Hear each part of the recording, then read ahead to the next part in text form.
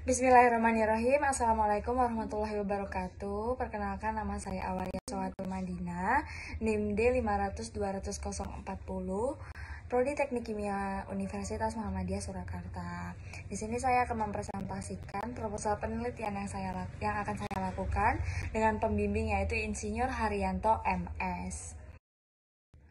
Untuk judul penelitian yang akan saya lakukan adalah pengaruh perbandingan waktu dengan volume pelarut terhadap hasil warna daun tarum Indigofera tinctorium layu pada kain mori. Lalu untuk topik yang akan dibahas, yang pertama ada introduction, lalu variabel pada proses, dan ada metode penelitian dan data analisanya. Latar belakang dari percobaan yang akan saya lakukan adalah di mana Indonesia yang merupakan negara memiliki luas daratan sebesar 1,905 juta kilometer persegi dengan berbagai jenis tanaman yang hidup di dalamnya. Dengan kelebihan tersebut, maka kita perlu mengimbangi dengan cara pemanfaatan jenis tumbuhan yang salah satunya yaitu dengan menggunakan salah satu bagian tumbuhan tersebut menjadi pewarna alami. Contohnya bagian daun, ataupun batang, ataupun akar, bunga, dan bahkan buahnya. Nah, di sini saya sebagai peneliti akan memanfaatkan daun Indigofera layu sebagai bahan pembuatan pewarna yang akan menghasilkan warna nila atau biru keunguan dengan upaya pemanfaatan limbah daun Indigofera yang telah layu selain menjadi kompos. Lalu untuk penelitian ini yang pastinya akan ada yang namanya rumusan masalah. Rumusan masalah yang akan kita selesaikan nanti. Nah, untuk rumusan masalahnya itu ada bagaimana pengaruh waktu dan volume pelarut terhadap hasil warna bahan alami tersebut. Lalu untuk yang kedua adalah bagaimana ketahanan warna pada kain mori. Untuk tujuan penelitian yang akan saya lakukan adalah mengetahui perbandingan waktu dan volume pelarut yang baik agar kita mendapatkan kualitas warna yang bagus, lalu mengetahui bagaimana ketahanan warna pada kain mori yang telah diberi warna. Untuk selanjutnya, manfaat dari penelitian ini adalah memberi informasi kepada khalayak atau masyarakat luas bagaimana atau berapa perbandingan waktu dengan volume pelarut yang perlu digunakan agar menghasilkan pewarna yang bagus, warna yang disukai, dan warna yang trendy. Untuk urgensi penelitiannya yaitu memberi wawasan kepada masyarakat dan meningkatkan ekonomi dari pewarna alami ini di khalayak. Lanjut ke bagian variabel. Di sini ada variabel bebas, terikat, dan variabel pendukung. Di mana variabel bebas itu adalah variabel yang akan mempengaruhi, yaitu untuk variabel bebas dalam penelitian ini adalah ketahanan warna dan kualitas warnanya. Lalu selanjutnya ada variabel terikat. Di mana variabel terikat ini adalah variabel yang akan mempengaruhi.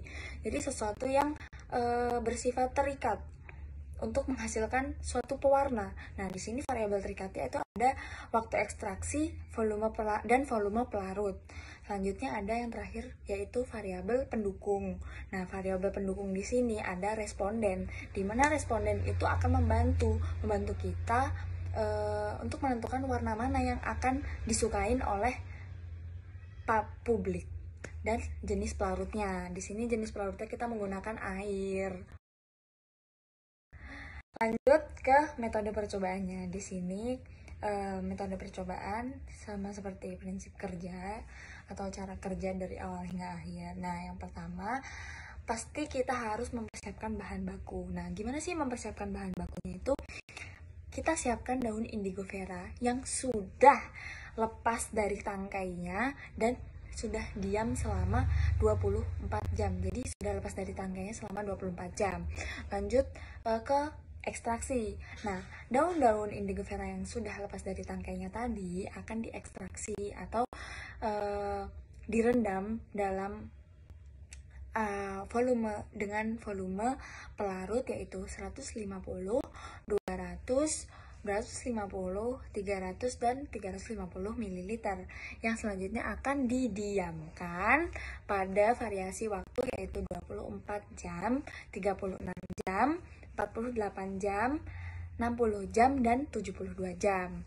Nah, untuk berapa sih daun yang perlu direndam? Nah, daun yang perlu direndam itu sebanyak 2 gram daun. Selanjutnya pada proses pewarnaan. Nah, pewarnaan ini dilakukan pada kain sebanyak 25 kain dengan variasi waktu dan volume ekstraksi yang telah ditentukan. Contohnya pada waktu 24 jam dengan volume pelarut 150. Ada juga yang 24 jam dengan volume pelarut 200 ml dan seterusnya. Nah, di sini pewarnaan dilakukan dengan cara dicelupkan sebanyak 7 kali pencelupan. Lanjut ke responden. Untuk hasil tadi pewarna yang telah kita lakukan, kita akan mencari responden. Entah itu mungkin bisa dicari 5 responden untuk bertanya tentang mana sih warna yang bagus, mana sih warna yang kualitasnya akan disukai oleh publik, dan yang pastinya daya jualnya tinggi. Lalu selanjutnya yang terakhir yaitu uji ketahanan. Uji ketahanan ini hanya dilakukan kepada warna yang telah terpilih saat kita bertanya kepada para responden. Nah, uji ketahanan ini dilakukan dengan cara mencuci kain yang telah kita warnai tadi sebanyak 5 kali pencucian. Nah, untuk setiap pencuciannya kita akan melihat bagaimana perubahan warna yang terjadi. Lanjut ke analisis data. Di sini analisis data yang akan saya gunakan adalah SPSS dengan ANOVA 2 sisi, di mana ini akan menghasilkan tabel yang berisikan konsentrasi warna berdasarkan waktu dan volume pelarutnya. Nah, dapat dilihat dari gambar itu yang warna-warna adalah palet warna yang akan digunakan ketika kita sudah mewarnai kain, dan palet itu untuk mengukur konsentrasi warna yang dihasilkan dari pewarna tadi. Nah, untuk hasil konsentrasinya itu kita akan cantumkan di dalam tabel ya sesuai dengan tabel yang telah ditampilkan, dimana dengan 24 jam pelarutnya adalah 150 ml, maka konsentrasi yang didapat berapa. Lalu dengan waktu 48 jam dengan volume pelarut sebesar 150 didapatkan konsentrasi berapa, dan seterusnya. Nah, untuk data responden kita akan mengumpulkan data dan melihat bagian mana yang paling banyak dipilih. Nah, di situ kita akan menguji ketahanan warna tersebut. Nah, selanjutnya ketika data analisis telah didapatkan, maka di sini akan didapatkan grafik, di mana grafik tentang hubungan waktu dan volume pelarut terhadap hasil warna nanti. Nah, jika dilihat dari penelitian sebelumnya, untuk grafik hubungan antara waktu dan hasil warna itu semakin lama waktu ekstraksi, maka hasil warna akan semakin tua atau semakin tinggi konsentrasinya. Lalu untuk volume pelarut, jika semakin tinggi, maka hasil pewarna akan semakin kecil konsentrasinya. Untuk faktor risiko dalam pengambilan data itu ada pengambilan data dari laboratorium dan data responden, di mana pengambilan data laboratorium sangat berisiko ketika waktu ekstraksi yang telah kita tetapkan itu tidak sesuai dengan ketersediaan laboratorium. Jadi ketika kita pengambilan yang seharusnya kita mengambil data, kita harus melihat apakah laboratorium itu buka atau tidak.